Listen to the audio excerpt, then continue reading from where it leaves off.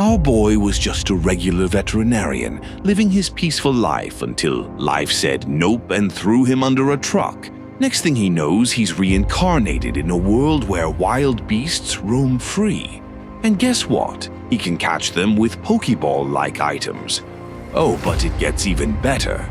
He's got a totally not overpowered system that lets him craft, power up, and turn these creatures into his unpaid, overworked employees. It all begins that day. Jack and his friend chilling during their break, talking about the truly important things in life, like how the hell an uptight simpleton like Jack managed to land a certified baddie. Naturally, his best friend isn't buying Jack's "it's all about personality and charm" excuse, because, let's be real, that's absolute garbage, and he knows it. So, after some relentless prying, Jack finally spills the tea. Flashback time. Back in college, Jack had a soft spot for cute animals. Yeah, you heard that right. Our guy was a wholesome soul. But let's be honest, being broke wasn't cute, and veterinary science wasn't exactly printing money, so he made the strategic decision to switch gears. Enter programming. The paycheck was better, but let's just say coding wasn't his love language. Somehow he scraped by, barely passing his online courses while neglecting actual lectures like a true scholar. Then, one fateful day, an old classmate hit him up, needing someone to babysit a pet store, and boom! That's where he met her, the most beautiful girl he had ever seen.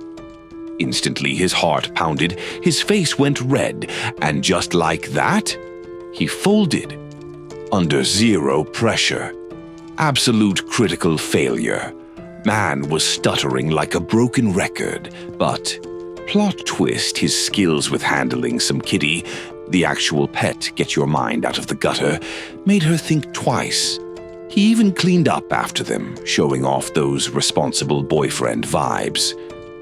A few more visits later, and suddenly she started seeing him in a whole new light. But let's be real, Jack wasn't about to make the first move. The dude would probably stall forever. So she did what any rational woman would do, took matters into her own hands. And just like that, they became a couple. Fast forward to the present, and Jack's friend is now sitting there, processing this absurdly easy, yet ridiculously impossible love story. A love that can't be forced. It's all about fate, Jack says. Sure, buddy, whatever helps you sleep at night. Oh, and did I mention? Today was their first-year anniversary. Big deal, right?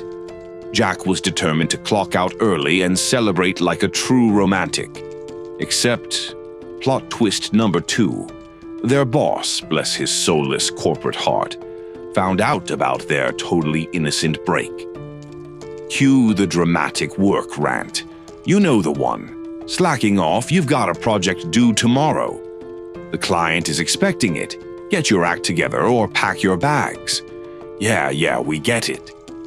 Corporate overlord. So now, instead of his anniversary plans, Jack was looking at another soul-sucking overtime shift. But wait, his bro had his back. Like a true ride-or-die, he volunteered to take on extra work so Jack could leave early. Of course, Jack wasn't the type to completely dip out on his responsibilities. He was too much of a decent guy for that. So he did the responsible thing and texted his girlfriend about the delay. And once again, proving she was a queen, she was totally understanding. But here's the kicker. She also had a feisty side. Sent him a little motivational reward if he managed to get home early. Let's just say both guys blushed hard. Jack naturally shoved his friend's face away from the screen, but too late. Memory saved. Forever. And with that, the two bros were suddenly fired up, working with the speed and determination of men on a mission. Because let's be real, nothing fuels productivity quite like the promise of incentives. Night had finally fallen, and by some miracle the work was done. Even by better, they finished earlier than expected. In perfect sync, they took a deep breath and, because why not, launched into the iconic fusion technique from Dragon Ball Z. A true bro moment. No doubt about it. They were bonded for life. After an overly dramatic brotherly hug filled with silent appreciation, they said their goodbyes and went their separate ways. Now alone, Jack's thoughts naturally drifted to his girl. So, like any love-struck fool, he called her up, only to hear something suspicious. Did he hear that right? He wanted to believe it was just her crying or something, giving her the benefit of the doubt like a proper simp. But then he heard it again. "Stop calling, man. This is really bad timing. You're interrupting something important." And just like that, Jack's soul left his body. Cheating is one thing, but making him hear it live? On the phone. That's just cold-hearted. No hesitation, no rational thinking. His body moved on autopilot, storming toward his house. But of all the times to be blinded by rage, he picked the absolute worst one, because the pedestrian light was red. Enter the almighty Truck-kun. Like a true pro, Truck-kun saw his chance and full sent our boy straight into his isekai adventure. A little while later, the medics arrived, but somehow Jack was still conscious. With all those injuries, it should have hurt. Should have. But nah, the emotional damage, too powerful. Honestly, he wasn't even fighting it. If this was fate, so be it. Ending it here almost felt better than living through that betrayal. But nope, our boy deserved better, so Truck-kun worked his magic and bam! Jack opened his eyes to a brand new world, and it was weird. Strange creatures surrounded him, shocking him awake and sending them scurrying away in terror. Then, the real kicker, he was completely naked. Not a scratch on him, no injuries, just a perfectly intact body in the middle of nowhere. That's when he was greeted by an incredible sight. Vast greenery stretched endlessly before him, rolling hills meeting towering mountains that seemed to scrape the sky itself. It was nothing like the dull, gray cityscape he was used to. No honking cars, no suffocating skyscrapers. Just pure, untouched nature. But what really caught his attention weren't just the landscapes. It was the creatures. Some looked familiar, yet off. Like a massive blue mammoth-like beast lazily stomping through a field, or the vibrant, long-tailed birds soaring overhead in perfect formation. There were even bipedal grass creatures twirling around other animals as if they were dancing. And then there was a pig, a completely normal-looking pig. That wasn't important, but still, why was there a pig? Yet, as strange as everything was, something about this place just felt right. Watching these creatures live so freely made him feel alive, like he actually belonged here. Maybe, just maybe, this was heaven. And honestly, he wouldn't even be mad. If his afterlife meant being surrounded by animals, with none of them trying to maul him to death, then yeah, he was so down for it. Excited, he wasted no time exploring. He interacted with every creature he came across, patting the mammoth's leg. Because let's be real, no way he was reaching its head. Watching the butterflies flutter gracefully, even admiring the bizarre plant-like creatures. This was it, his perfect paradise, the reward he deserved after all the mess in his past life. But here's the thing about paradise, it never lasts. A sharp noise shattered the peaceful atmosphere. Instantly, every single creature around him froze.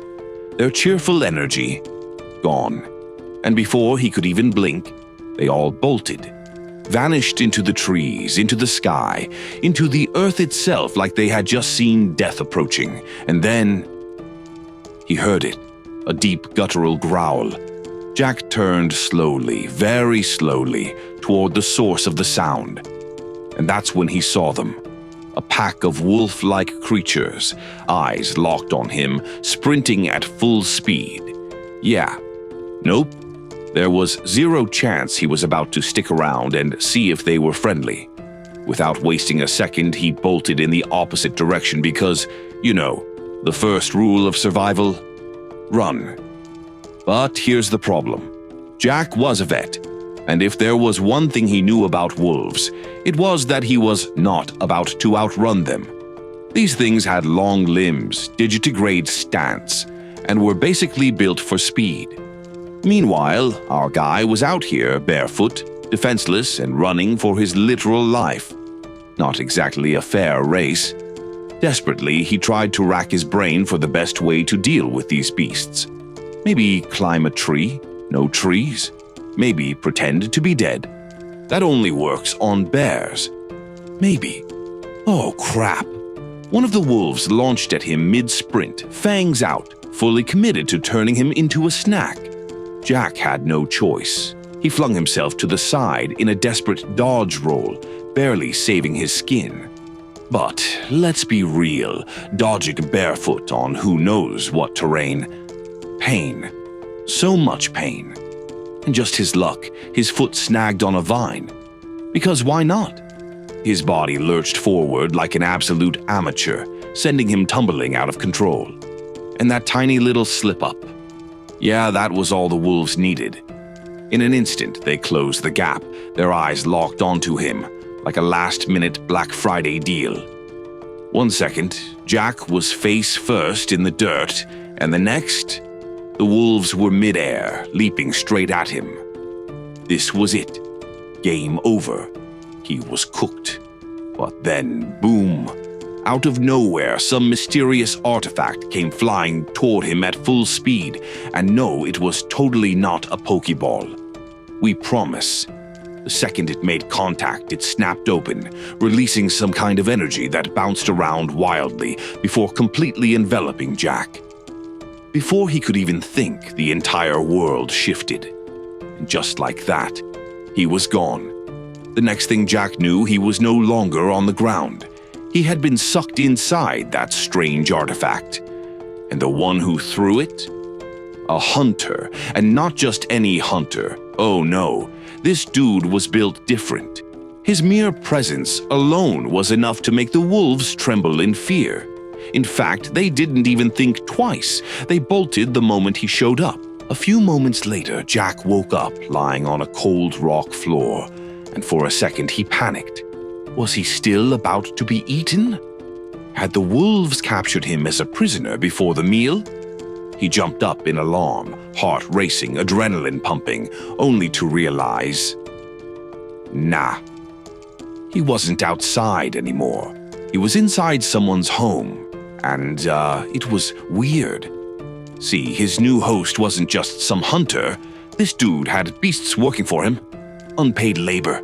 Literal monster capitalism. One beast was freezing food, another was chopping logs, a third was firing up the chimney, and, oh, this was just sad, one poor creature was even massaging the guy's feet. At that moment, Jack fully understood. He was not in heaven. But before he could even process the ridiculousness of the situation, he snapped back to reality. Stranger danger. He had no idea who this guy was, and for all he knew, he was about to be the next unpaid beast worker. So, naturally, he did the responsible thing. He asked where he was. Big mistake. The hunter opened his mouth and... oh no. Straight up enchantment table language. Jack didn't understand a single word. All right, no problem. Maybe if he spoke slowly and used some hand gestures, things would be clearer. Nope. Somehow this only made things worse. Now the hunter seemed convinced that Jack wasn't even human. Instead, he was some kind of bipedal beast. And since there was no point in talking to an animal, the hunter casually threw a cloth over Jack's mouth. "Excuse me?" Before Jack could even protest, the front door swung open. Enter the hunter's wife, trademark. She had just gotten back from picking up their kid from school, fully expecting a normal evening. And then, boom, the first thing she saw, a completely naked man standing in their home. Immediate reaction, shock, absolute horror. Why the hell is there a naked man in our house? Jack, meanwhile, was standing there, muffled behind a cloth, looking like the most confused kidnapping victim of all time. But the hunter? Cool as a cucumber. "Relax, dear, that's not a man." "Excuse me?" "It's a new species of monster I caught in the forest." Now, obviously, she wasn't buying this. Because, Jack looks very much like a regular dude. But the hunter, he doubled down. It only looks human, but something is off. I caught it using a monster lock artifact, so there's no doubt. It's a beast, a rare one, worth a fortune. That explanation somehow convinced her, though to be fair, she was still uneasy about having a wild, naked beast standing in their living room. So, without wasting any time, she rushed off to find clothes for this so-called beast. The sun was still up, shining down on the farm like it had nothing better to do, while every single beast was working their tails off, including Jack. And when I say working, I mean plowing that land like their lives depended on it. Because, well, it kinda did. Standing nearby, the hunter watched over his forced workforce like a tyrannical farm overlord, making sure no one so much as thought about slacking off. And Jack? Jack was questioning every life decision that led him to this moment. Just hours ago, he thought he had somehow died and gone to heaven. Now, this was hell. This wasn't his destiny. He was meant for great things. He was meant for adventure, freedom, maybe even a legendary hero arc. Not this, not being treated like some domesticated farm animal. If things kept going this way, his body wouldn't last. There was no way in hell he was going to accept this. So he decided to do the only logical thing. Run. The moment the hunter turned his back and walked away, leaving only his tiny little brat of a child as a guard, Jack knew this was his shot. No hesitation, no second guessing. Jack bolted, and let me tell you, this wasn't some half-hearted jog. He sprinted. His sudden escape was so shocking that even the beasts, creatures trained for labor, just stood there, staring in dumbfounded silence. No one had ever even considered running away before.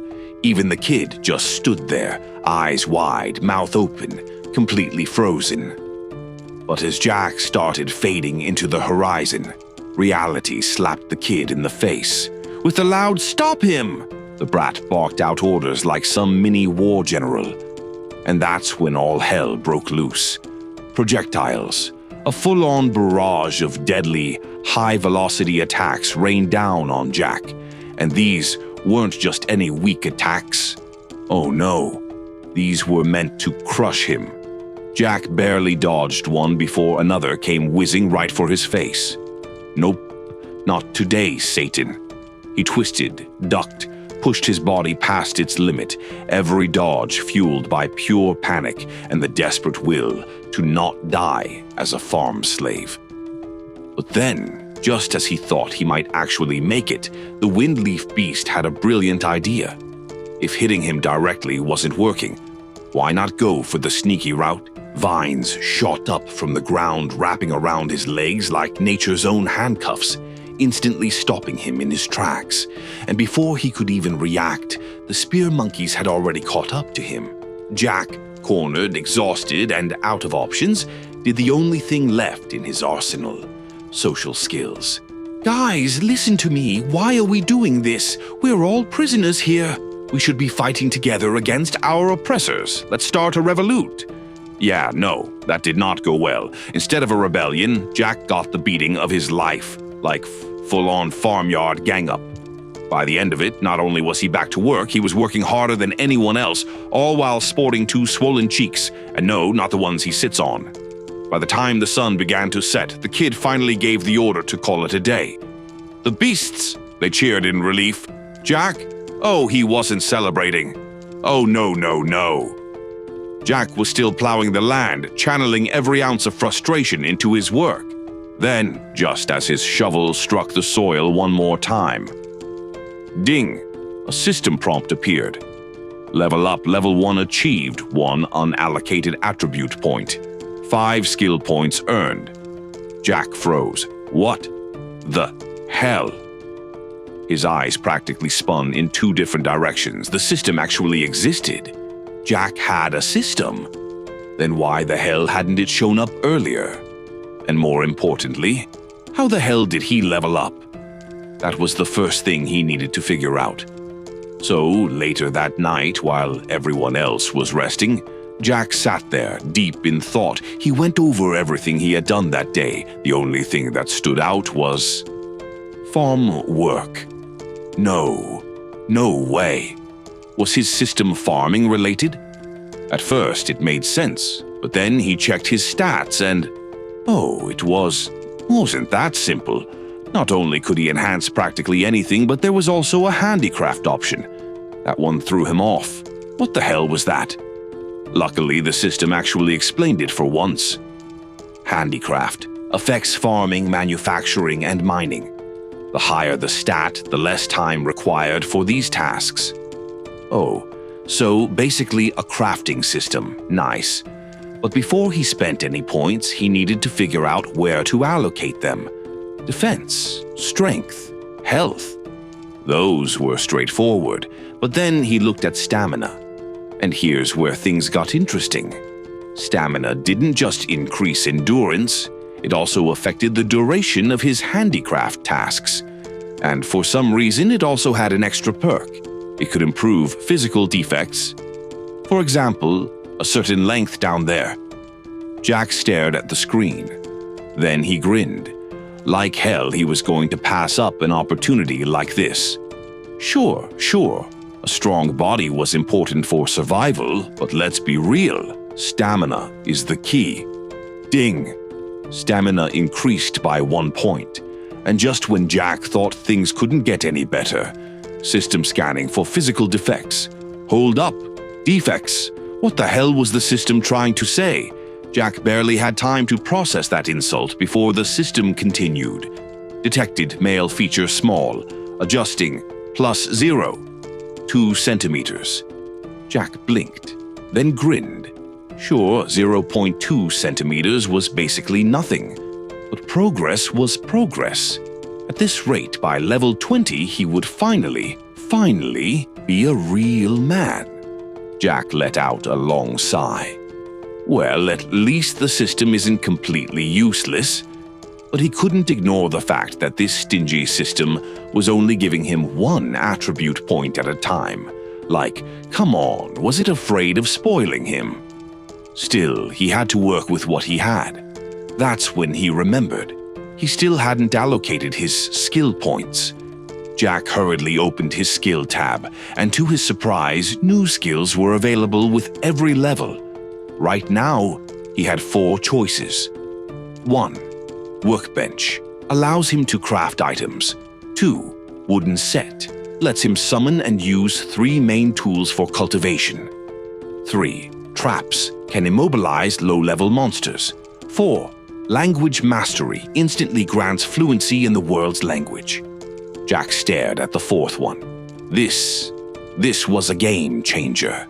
With language mastery, he could actually communicate, learn secrets, trick people, manipulate his way to freedom. But it cost 5 skill points, meaning he wouldn't be able to unlock anything else. And right now, escaping was the top priority. Having tools would help way more in that department. With a heavy heart, Jack chose wooden set. Sorry, brain, but I need to GTFO first. With that settled, Jack finally had a plan. The next morning, he got straight to work, but not in the way they expected. While pretending to plow the land like a good little prisoner, he was actually gathering materials. Discreetly, carefully, like a stealthy farm ninja. He had already picked up every single branch he could find on the ground, but, of course, this stingy system required 10 branches just to make 1 usable piece of wood. And guess what? Jack was still short. That meant he needed more wood. And what was the best way to get wood? Chopping trees. And what did he not have? An axe. Oh, and to make things even worse, the brat was on to him. The kid was standing way too close, watching him like a damn hawk. There was only so much Jack could do without getting caught, but then a miracle. Some absolute legend of a jerk decided to mock the kid's mom. Jack barely held in his laughter as the brat's face turned red with fury. And just like that, boom, duel initiated. The kid challenged the bully to a fight, and the bully? Oh, he was more than happy to accept. Jack was thrilled. If these two brats beat the crap out of each other, escaping would be way easier. The more intense the fight, the better. But unfortunately, the brat had learned from his past mistakes. Before the duel even started, he barked out an order. Chain him up. And just like that, two spear monkeys grabbed Jack and tied him up like a damn goat. He could do nothing but lay there, defeated, while the two brats went at it. And let me tell you, this wasn't just a simple duel. This was a full-blown brawl. Beasts were lunging at each other, claws swinging, fangs flashing. It was absolute chaos. Jack, however, couldn't care less, because something far more interesting had just happened. His system had a new function. Now he could actually see health bars, levels, and statuses above the beasts, and, better yet, he could see human stats too. His excitement lasted about 5 seconds before reality slapped him in the face. The brat, higher level than him. The bully, already at level 7, which meant the brat was about to get his ass handed to him. Jack let out a long sigh, but oddly enough, this realization came with a silver lining. If kids had already reached this level, then leveling up couldn't be as hard as he initially thought. Still, that didn't change his biggest problem. How the hell was he supposed to escape? Oh, yes. Jack had a brilliant escape plan. Step 1, break the chains. Step 2, run like hell.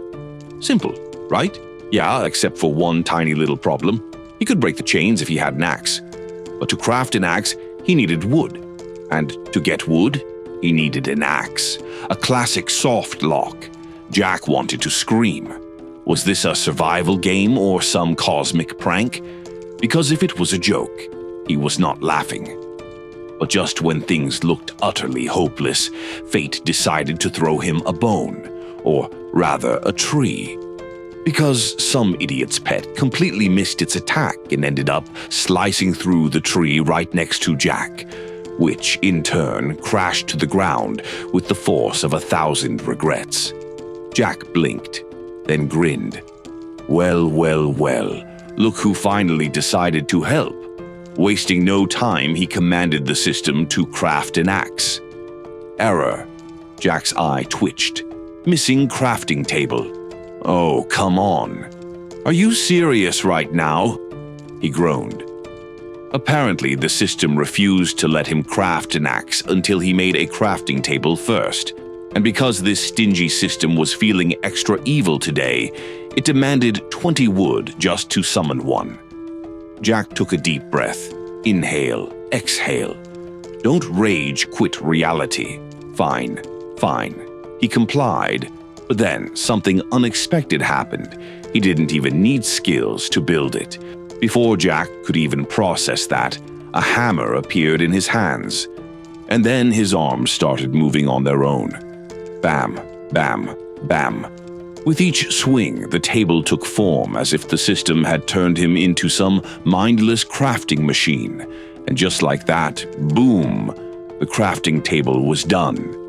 Jack gawked. This is insane, he whispered in awe. He didn't even have to think about it. The system just did all the work for him. Realizing this glorious cheat code, Jack immediately crafted an axe. And just like before, bam, bam, bam. A few swings of the hammer later, he had a brand new axe in his hands. His ticket to freedom. Jack took a deep breath. This was it. Chains, prepare to be shattered. But before he could make his move, chaos struck.